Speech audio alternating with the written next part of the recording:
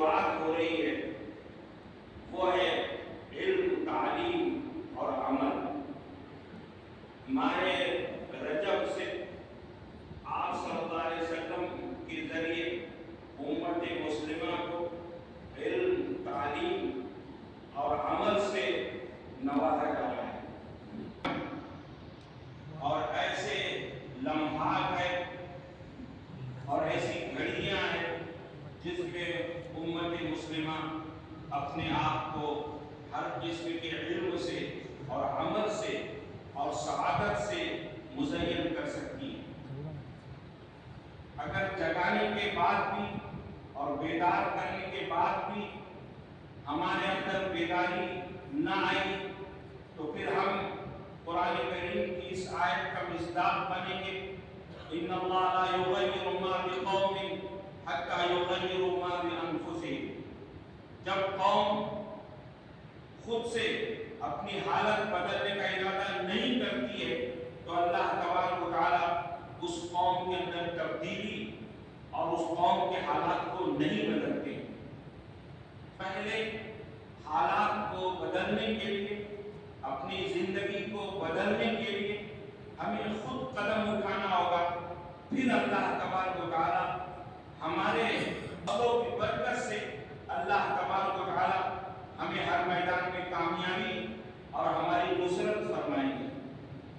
محترم سامعین، رجب ہی میں دعا مانگی گئی چاند دیکھ کر، رجب شعبان میں برکت دیکھ تاکہ ہم رمضان المبارک کو پا سکیں۔ اب شعبان المعظم قریب قریب ہے، اب شروعات ہونے والی ہے، آج 28 رجب ہے، ہم شعبان میں داخل ہونے والے ہیں اور انشاءاللہ رمضان المبارک کو بھی ہم پائیں گے۔ معراج کے واقعات اور حالات ہم نے سنے۔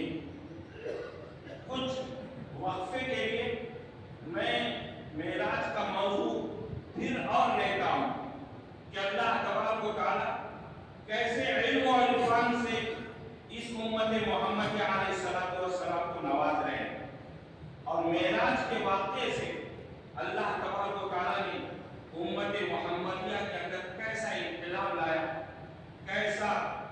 کیسی ترقی لائی، اور انبیاء کرام سے جو ملاقاتوں کے ذریعے جو رشتے جوڑے گئے، یہ اللہ تبارک و تعالی کا ایک انعام اور اکرام تھا۔ آسمانی سفر مسجد حرام سے مسجد اقصی کرایا گیا، لِنُرِيَهُ مِنْ آیَاتِنَا، تاکہ آپ صلی اللہ علیہ وسلم اللہ کی بہت سی نشانیوں کو دیکھیں، ان کا مشاہدہ کریں، اور نشانیوں کے دیکھنے میں عقل، دماغ اور نگاہیں بہک جاتی ہے، انسان مبہوت ہو جاتا ہے۔ جیسے حضرت موسیٰ علیہ السلام نے جب اسلحے اور سانپ دیکھے اور جادوگروں کے کرتب دیکھے تو حضرت موسیٰ علیہ السلام کے دل میں ڈر اور خوف پیدا ہوا۔ حضرت موسیٰ علیہ السلام کو حکم دیا گیا کہ ڈرو نہیں، اپنی لاٹھی ڈالو۔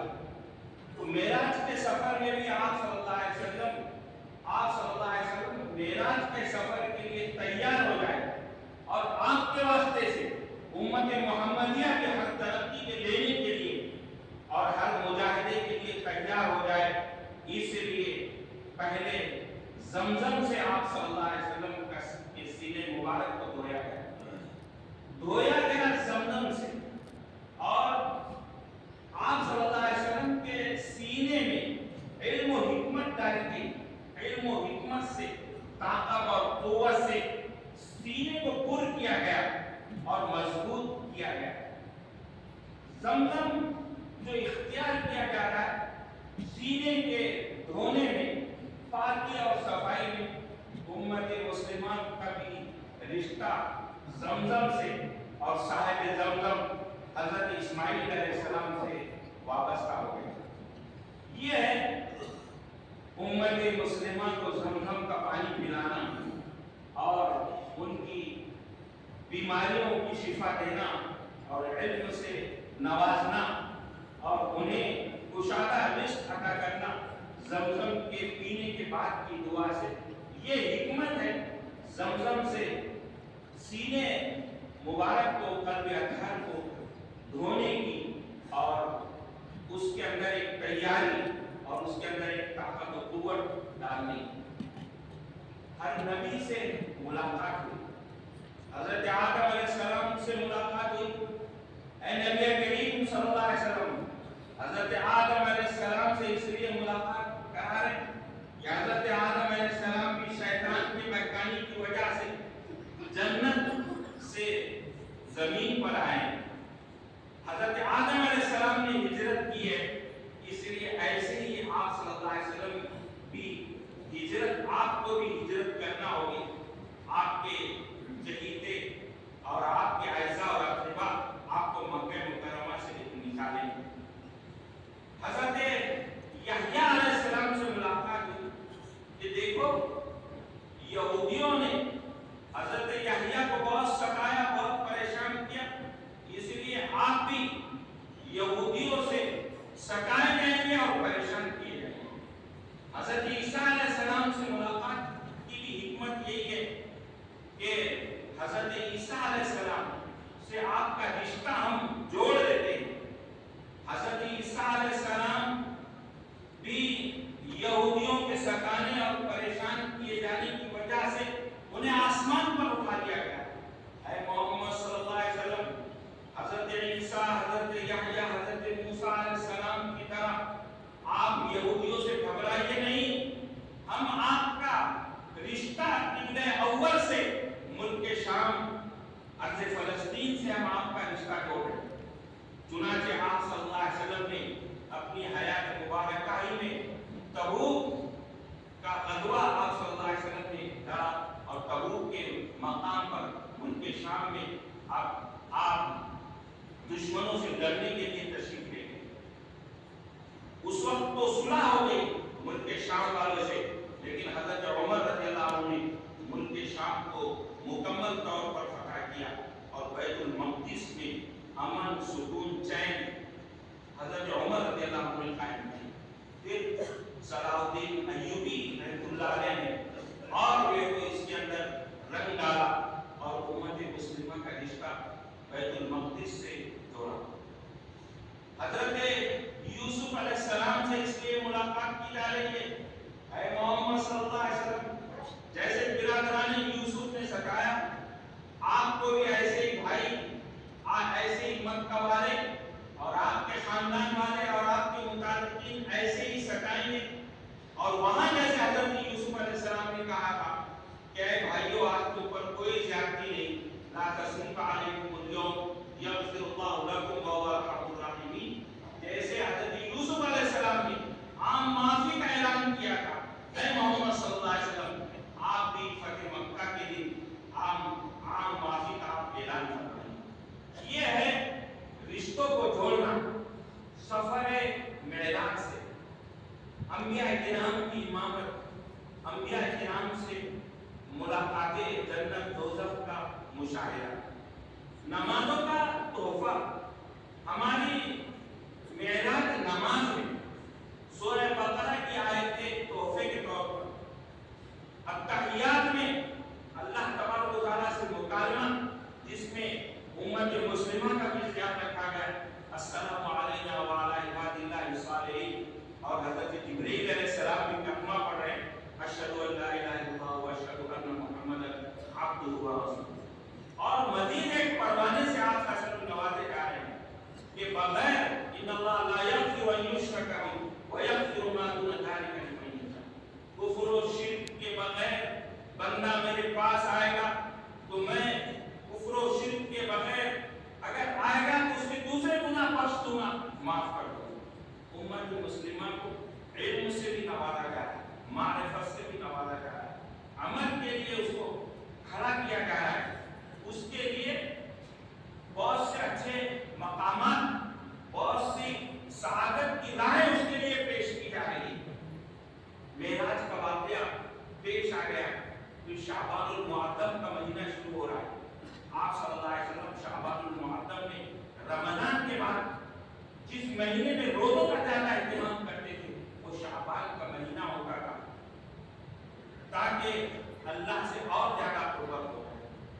روزہ آپ صلی اللہ علیہ وسلم نے کہا، اللہ فرماتے ہیں روزہ میرے لیے اور میں ہی روزے کا بدلہ، اور روزے کی حکمت بیان کی گئی، لعلکم تتقون، تقویٰ اور پرہیزگاری تمہارے اندر آ جائے۔ ضرور انسان حیوانیت کا مادہ بھی اس کے اندر ہے، فرشتوں کا بھی، ملکوتیت کا مادہ بھی اس کے اندر ہے، لیکن روزے کی بنیاد پر تقوی کی زندگی سے خود ہمارے پاس آئے گا تو پھر متقی اور پرہیزگار بن جائے گا، اور جو مانگے گا اللہ تبارک و تعالیٰ اسے عطا کرے گا۔ رمضان المبارک میں بہت سی خوشیاں، بہت سی برکتیں اور سعادتیں، جیسے رمضان المبارک کا چاند دیکھ رہا ہے اس وقت سے اس کی ترقی کی منزلیں طے ہو رہی ہیں۔ پہلا عشرہ رحمت، دوسرا عشرہ مغفرت، تیسرا عشرہ گناہوں سے آزادی کا، اور قرآن کریم کے نزول کی ابتدا رمضان المبارک سے ہو رہی ہے۔ سورۃ العلق کی ابتدائی 5 آیتیں مفسرین کہتے ہیں کہ رمضان المبارک میں نازل کی گئی۔ اقرأ باسم ربک الذی خلق، خلق الانسان من علق، اقرأ وربک الاکرم الذی علم بالقلم، علم الانسان ما لم يعلم۔ اور انا انزلناہ فی لیلۃ القدر سے مفسرین کہتے ہیں کہ پورا قرآن کریم لوح محفوظ سے آسمان دنیا پر 23 سال کے عرصے میں نازل کرنے کے لیے لوح محفوظ سے آسمان دنیا پر شب قدر میں اترا ہے۔ اور شب قدر کا کیا کہنا، وہ تو تقدیر کو بدلنے والی ہے، انسان کی قدر اور انسان کی منزلت اور اس کے شان کو بلند کرنے والی ہے۔ کہاں بنی اسرائیل کے عابد اور زاہد جو ہزار سال زندگیاں پاتے تھے، دن میں جہاد کرتے تھے، دن میں روزے رکھتے تھے، راتوں کو عبادت کرتے تھے، ہم اتنی عمریں پاتے نہیں ہیں لیکن مختصر اعمال دے کر بنی اسرائیل کے امتیوں سے زیادہ درجہ میں ہمیں دیا۔ اور ہمارے نبی کریم صلی اللہ علیہ وسلم کو واقعہ معراج سے یہ ثابت کر دیا گیا کہ اے محمد صلی اللہ علیہ وسلم آپ دونوں قبلوں کے نبی ہیں، اور اے محمد صلی اللہ علیہ وسلم یہود و نصارہ گمراہ ہو چکے ہیں، اب اس نبوت کو اور رسالت کو بنی اسماعیل میں ہم منتقل کرتے ہیں، اب ان کی شرارتیں اور ان کی خلاف ورزیاں چل نہیں پائیں۔ اب اس زمین کا نظام امت مسلمہ کے پاس آئے گا، اس زمین کا نظام امت محمدیہ کے پاس آئے گا۔ اب کعبۃ اللہ کی ایک عظمت ہوگی، اس کی ایک شان ہوگی، وہ جس طرح قبلہ تھا اب کعبۃ اللہ کی یہ تو قبلہ ہوگا، اور نمازوں میں کعبۃ اللہ کی طرف رخ کیا جائے گا۔ اس طرح یہ اہم راتیں ہیں، اہم دن ہیں اور اہم مہینے، اور نعمتوں کے بارے میں صاف کہا گیا ہے، اور جو ہم نے معاہدات اللہ سے کیے ہیں اور جو ہم معاہدے آپس میں ایک دوسرے سے کرتے رہتے ہیں، صاف مسلمانوں سے کہا گیا۔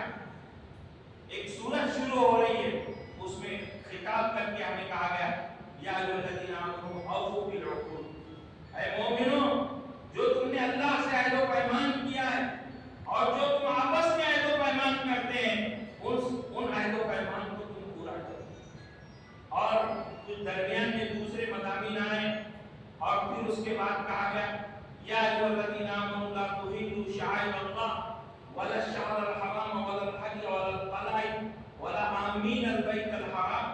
اے مومنوں جتنے چیزیں اللہ کی علامتیں، جتنے چیزیں اللہ کے شعار ہیں ان کی بے حرمتی نہ کرو۔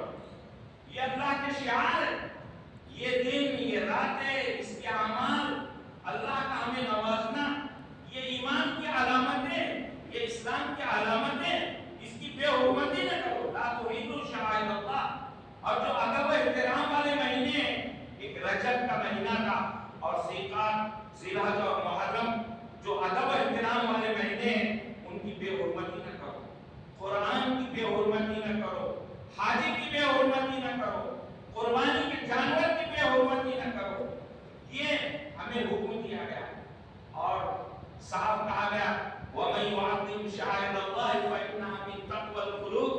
اگر کوئی مومن اللہ کے شعائر کی، قرآن کی، مسلمان کی، دینی مدارس کی، تعلیم کی عظمت رکھتا ہے، ادب و احترام کرتا ہے، تو یہ اس کے قلب کے تقوی کی علامت ہے۔ قلب میں اگر تقوی نہیں ہے تو جتنے شاعر ہوں گے ان کی بے حرمتی کرے گا، ان شاعر کو پامال کرے گا۔ اس لیے ہمیں ابھی سے طے کرنا ہے کہ ہماری زندگی صحیح ہوگی۔ اب شعبان کا مہینہ بھی صحیح گزرے گا، شب برات میں بھی ہمیں بخشا جا رہا ہے، ہمیں اٹھایا جا رہا ہے۔ مشرک ہے، کینہ پرور ہے، حسد و جلن رکھنے والا ہے، والدین کا نافرمان ہے، شراب کا عادی ہے، جوئے کا عادی ہے، یہ نہیں بخشے جا رہے ہیں۔ سب اللہ کی بارگاہ میں یہ تو بخشے جا رہے ہیں۔ اور صاف کہا گیا کہ فیہا یفرق کل امر حکیم، اللہ تبارک و تعالیٰ فیصلہ فرما دیتے ہیں۔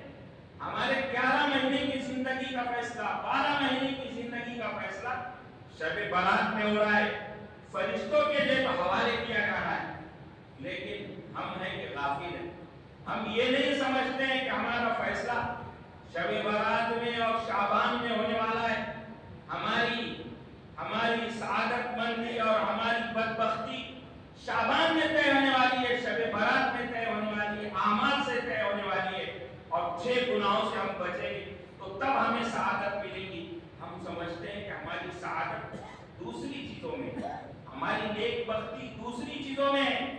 ہم کوششیں کریں اللہ کے اصل دربار کو چھوڑ کر، قرآنی تعلیمات کو چھوڑ کر اور احادیث نبویہ کو چھوڑ کر ہم جتنے کوششیں کریں گے سب کوششیں ناکام ہیں، سب کوششیں بیکار ہیں۔ اگر کچھ کامیابی نظر بھی آئے گی تو وقتی طور پر کامیابی ہوگی، ورنہ اس ڈر کے علاوہ، اس مسجد کے علاوہ، مسجدوں کے علاوہ، علماء کے علاوہ، قرآنی تعلیمات کے علاوہ ہمیں کامیابی نہیں مل سکتی۔ رمضان المبارک کے علاوہ، رمضان مبارک کے اعمال کے علاوہ ہمیں کامیابی نہیں مل سکتی۔ ہم اللہ کے قریب ہوتے جا رہے ہیں، شب قدر کو ہم پا رہے ہیں، اور اِنَّا أَنزَلْنَاهُ فِي لَيْلَةِ الْقَدْرِ، اور شب قدر کے بارے میں کہا جا رہا ہے کہ 1000 مہینوں سے بہتر ہے۔ فرشتے آتے ہیں، حضرت جبرائیل آتے ہیں، یہ بشارتیں امت محمدیہ کو ہے۔ ہمارے نبی کریم صلی اللہ علیہ وسلم کو اور ہم سے زیادہ بشارتیں ہیں، اور آپ صلی اللہ علیہ وسلم کی برکت اور سعادت سے امت مسلمہ ان بشارتوں میں آپ صلی اللہ علیہ وسلم کے واسطے سے شریک ہے۔ لیکن امت مسلمہ ان اعمال کی اور ان تعلیمات کی ناشکری کر رہی ہے اور اس مقام کو سمجھ نہیں رہی، اپنے مقام کو سمجھ نہیں رہی۔ ہماری مثال اس شرابی کی سی ہے جو شراب پی کر کسی نالی میں پڑا رہتا ہے یا بدحال پڑا رہتا ہے، اس کو اٹھانے کی ضرورت ہے۔ قرآن پاک کی عظمت ہمارے دلوں میں ہوتی ہے، اگر اس قرآن پاک کو ہم کہیں نالی میں دیکھتے ہیں یا کہیں پڑا ہوا دیکھتے ہیں تو ہمارا جاہل سے جاہل الحمدللہ اس کو اٹھاتا ہے، ڈوبتا ہے، چومتا ہے، اور پھر اس کے بعد مسجد میں لے کر لا کر رکھتا ہے۔ ابھی اسلام کی رمق باقی ہے، ابھی اسلام کی فکر باقی ہے۔ اللہ نے ہمارے اندر وہ سمجھ بوجھ اور شعور رکھا ہے، لیکن جس طرح اصلاح کی کوششیں ہونا چاہیے، جس طرح امت مسلمہ کو لانا چاہیے، ہمارے اعتبار سے اس طرح کی کوششیں نہیں ہو رہی۔ سلام ہے دینی مدارس کو، سلام ہے مساجد کے پروگرام کو، سلام ہے ہمارے مکاتب والوں کو، سلام ہے ہمارے عصری تعلیم کے اسکولوں اور کالجوں کو جو صحیح نہج پر چلتے ہیں کہ وہ انسان کو انسان بناتے ہیں اور انسان کو مسلمان بناتے ہیں۔ اب یہ تعلیمی سال آخری ہو رہا ہے، دینی مدارس کا آخری سال، کہیں ختم بخاری ہو رہی ہے، کہیں ختم جلالین ہو رہا ہے، کہیں تفسیر کے دروس کا ختم ہو رہا ہے، کہیں جو ہے ان کے سالانہ جلسے ہو رہے ہیں، آپس میں مکالمے ہو رہے ہیں اور سالانہ امتحان منعقد ہو رہے ہیں۔ بڑے مدارس کے دینی مدارس کے طلبہ آخری سال کے بڑی درسگاہوں لکھنؤ اور دیوبند میں امتحانات دینے کے لیے ان کو پہنچ رہے ہیں۔ یہ دینی مدارس کی کوششیں ہیں، یہ علماء کی کوششیں ہیں جنہوں نے اس ہندوستان میں اور ہمارے پڑوسی ممالک میں امت مسلمہ کو ایک سنبھالا کیا ہے، امت مسلمہ کو ایک سہارا کیا ہے۔ سلام ہے آج کے عصری مدارس پر، سلام ہے آج کے اسلامی میڈیا پر، اخبارات والوں پر، ہمارے دینی اور اسلامی کالمز لکھنے والوں پر جو امت مسلمہ کی تربیت کرتے رہتے ہیں۔ بہت سے چینل بھی ایسے ہیں الحمدللہ جو ہمارے اندر عقائد کی اصلاح کرتے ہیں، ہمارے لیے اعمال مہیا کرتے ہیں، ہمارے اعمال پر ہم کو جگاتے اور کھڑے کرتے ہیں۔ جس طرح دینی مدارس کا تعلیمی سال آخری سال ہے اور پھر ماہ شوال سے شروع ہوگا، ہماری 10ویں اور 12ویں کے طلبہ کے امتحانات بھی ماہ شعبان نصف شعبان کے بعد وہ بھی شروع ہو رہے ہیں۔ ہمیں تعلیم کی طرف توجہ دینا ہے۔ تعلیم میں کوئی تقسیم نہیں، کوئی بٹوارا نہیں، دونوں تعلیم ضروری ہے۔ مومن بندہ فرض عین کو بھی بجا لاتا ہے اور مومن بندہ فرض کفایہ کو بھی بجا لاتا ہے۔ اگر لوگوں کو غلے نہ ملے، کوئی قوم گناہ گار نہیں ہوگی، کھانا نہ ملے، مومن قوم گناہ گار ہوگی۔ بیماروں کا علاج نہ ہو سکے، کوئی قوم گناہ گار نہیں ہوگی، لیکن مومن بندے گناہ گار ہوں گے کہ تمہارے اندر اچھے ڈاکٹر کیوں نہیں، لوگوں کو سہولت اور سکون کے لیے مکانات اور گاڑیاں نہ ملے، بچے یہ تو پریشان ہو جائے، بچے یہ تو دھوپ اور گرمی میں تکالیف کو یہ تو جھیلنے کے لائق نہ رہے، کوئی قوم گناہ گار نہیں ہوگی، امت مسلمہ گناہ گار ہوگی کہ تم نے سردی اور گرمی سے بچانے والے کپڑے اور ایسی عمارتیں اور ایسے اسباب کیوں نہیں مہیا کیے۔ یہ تو ہم نے تم پر فرض کیا گیا تھا، فرض کیا تھا، اور تم تو لوگوں کی راحت اور سکون کے لیے پیدا کیے گئے۔ تو سلام کرتا ہوں میں ہمارے عصری مدارس کو بھی، کالجوں کو بھی اور اسکولوں کو بھی کہ وہاں کی 10ویں اور 12ویں کے امتحانات ہو رہے ہیں، پھر اس کے بعد ان کے اور دوسرے مرحلوں کے امتحانات شروع ہونے والے ہیں۔ آج تعلیم سے ہماری وابستگی بہت ضروری ہے۔ جیسے ہمیں درس اور سبق ملا رمضان مبارک سے، یہی درس اور سبق ہمیں عید کے دن سے بھی ملتا ہے۔ اللہ اعلان فرماتے ہیں کہ اے بندو تم بخشائے جاؤ، میں تمہاری ضرورتوں کو پورا کروں گا اور کافرین کے سامنے تمہیں رسوا نہیں کروں گا۔